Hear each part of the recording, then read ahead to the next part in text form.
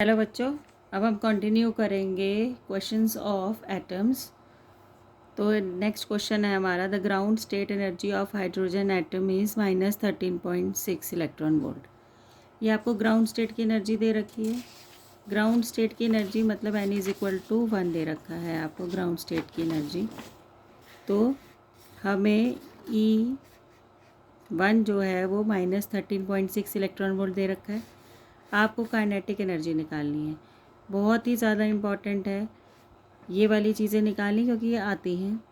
अगर ये हमारी एनर्जी टोटल एनर्जी दे रखी है तो काइनेटिक एनर्जी में सिर्फ उसका साइन चेंज करना पड़ेगा, +13.6 इलेक्ट्रॉन वोल्ट हो जाएगा। ये तो फर्स्ट केस के लिए है। लेकिन उसने बोला what is the kinetic energy of the electron in second excited state. अब ये भी हमें देखना है। n=1 तो ग्राउंड हो गया, फर्स्ट एक्साइटेड स्टेट n=2 और सेकेंड एक्साइटेड स्टेट n=3। तो आपको n=3 निकालना है। 3 हो जाएगा -13.6 अपॉन n² होता है ना, तो n² की जगह 3² लिख देंगे। तो ये हमारा क्या हो जाएगा, क्या कहते हैं, सेकेंड एक्साइटेड स्टेट की टोटल एनर्जी हो जाएगी, टोटल। ठीक है। अब इसको अगर हम काइनेटिक एनर्जी निकालना चाहते हैं तो माइनस की जगह क्या हो जाएगा, बस प्लस हो जाएगा 13.6 अपॉन 9। तो ये हमारा काइनेटिक एनर्जी निकालने का तरीका है। What is the potential energy of the electron in third excited state. Third excited state ये पहली थी, ये दूसरी थी। Third excited state n=4। तो आपको पोटेंशियल एनर्जी निकालनी है, उसके लिए भी पहले टोटल एनर्जी निकालिए। टोटल एनर्जी किसके लिए निकालिए, फोर्थ के लिए, -13.6 अपॉन 4 का स्क्वायर। अब हमें उसने क्या बोला है, पोटेंशियल एनर्जी निकालिए। अब जो भी एनर्जी आई है ना उसको दुगना कर दो, ट्वाइस कर दो, वो हमारी क्या निकल जाती है, potential energy. Potential energy negative ही आती है, काइनेटिक एनर्जी हमेशा क्या आती है, पॉजिटिव आती है। टोटल एनर्जी भी हमेशा नेगेटिव आती है। तो ये भी हमने निकल लिया। If the electron jumps to ground state from third excited state, third excited state का मतलब 4 हो गई, और कहाँ तक आ रही है, 1 तक, तो E4 - E1।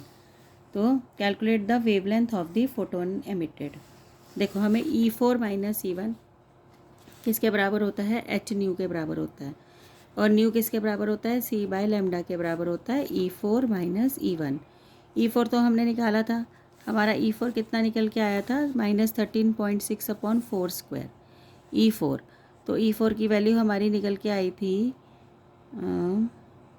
E4 की वैल्यू निकल के आई थी 0.85। इसको सॉल्व करके E4 की वैल्यू आई थी 0.85, और E1 की वैल्यू तो हमारे पास क्या थी, -13.6 = H की वैल्यू मुझे पता है 6.6 × 10⁻⁻36। सी की वैल्यू पता है 3 × 10⁸ upon lambda.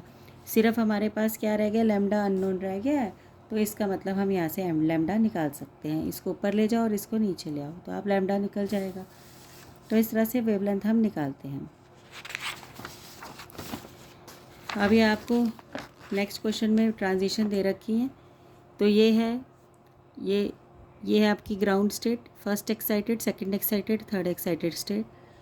The energy level diagram दे रखा है। Identify by doing necessary calculation which transition corresponds to the emission of spectral line of wavelength 102.7। मतलब कि सबकी वेवलेंथ आपको निकालनी पड़ेगी।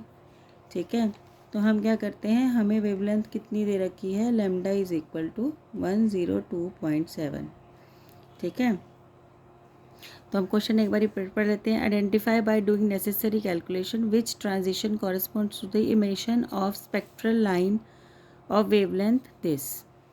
ठीक है। दिए वाली वेवलेंथ को किसकी एक एनर्जी डिफरेंस उसके बराबर होना चाहिए। देखो मैं क्या कहती हूँ कि आपसे पहले जो उसने पूछा है कौन सी ट्रांजिशन है जिसकी वेवलेंथ जो है वो ये होगी, कौन सी ट्रांजिशन है। तो हम क्या करते हैं, एनर्जी पहले निकाल लेते हैं। सबसे पहला काम क्या करते हैं, एनर्जी निकालने का, Hc/λ, ये हमारी एनर्जी होती है। तो H की वैल्यू 6.6 × 10⁻⁻34 डालो, C डालो 3 × 10⁸ और लैम्डा उसने हमें कितना दिया है, 102.7। ये हमने डाल ली, और जब हमने ये सारी वैल्यूज़ डाली तो हमारे पास आंसर आया 12.097 इलेक्ट्रॉन वोल्ट। इसको हमने सॉल्व कर लिया तो ये आया, इलेक्ट्रॉन वोल्ट में निकाला है। तो इसको 1.6 × 10⁻⁻19 से भी हमें क्या करना पड़ेगा, डिवाइड। तो ये हमने क्या निकाल ली, एनर्जी। अब मुझे देखना है किसकी एनर्जी इसके बराबर है।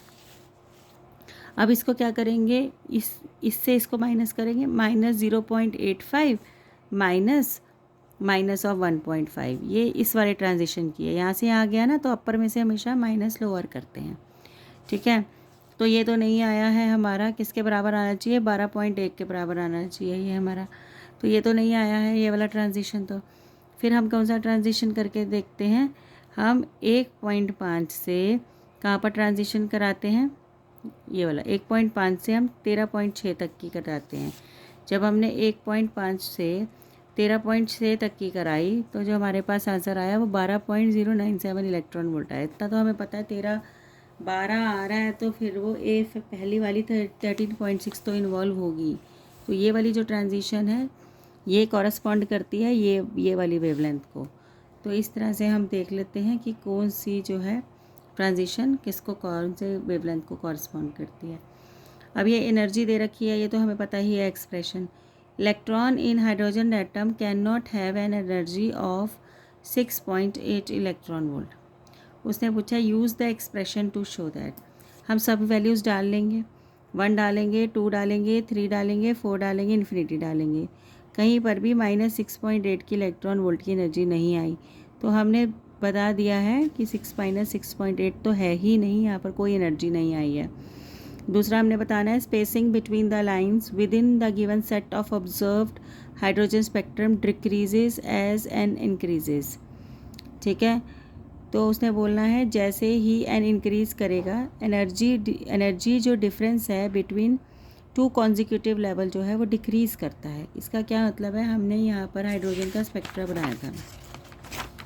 अब इसमें देखो एनर्जी गैप ज़्यादा है, इसमें कम है, इसमें और कम है, इसमें कम कम कम। जो एनर्जी गैप है वो जैसे जैसे एन बढ़ता जाता है, जैसे जैसे एन बढ़ता जा रहा है, N1 हो रहा है, 2 हो रहा है, 3 हो रहा है, 1 2 3, वैसे वैसे जो गैप है वो क्या होता जाता है, दो एनर्जी लेवल्स के बीच का गैप क्या होता जाता है, ख़त्म होता जाता है, कम होता जाता है। इसलिए उनकी स्पेसिंग भी क्या हो जाती है, कम हो जाती है।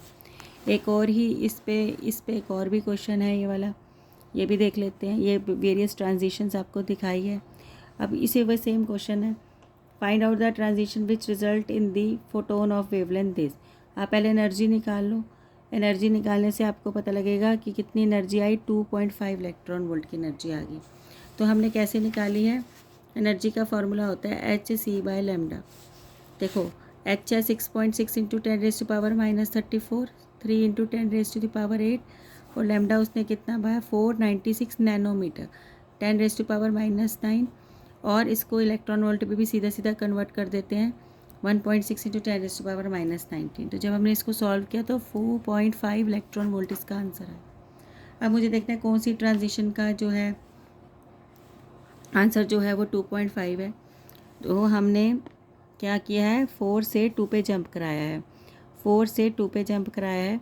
अब देख लो फोर्थ की जो होती है वो होती है, 4 की होती है एनर्जी -13.6 अपॉन 4 स्क्वायर, ठीक है। तो फोर्थ की होती है -0.85 इलेक्ट्रॉन वोल्ट, और E2 की कितनी होती है, -13.6 अपॉन 2 का स्क्वायर।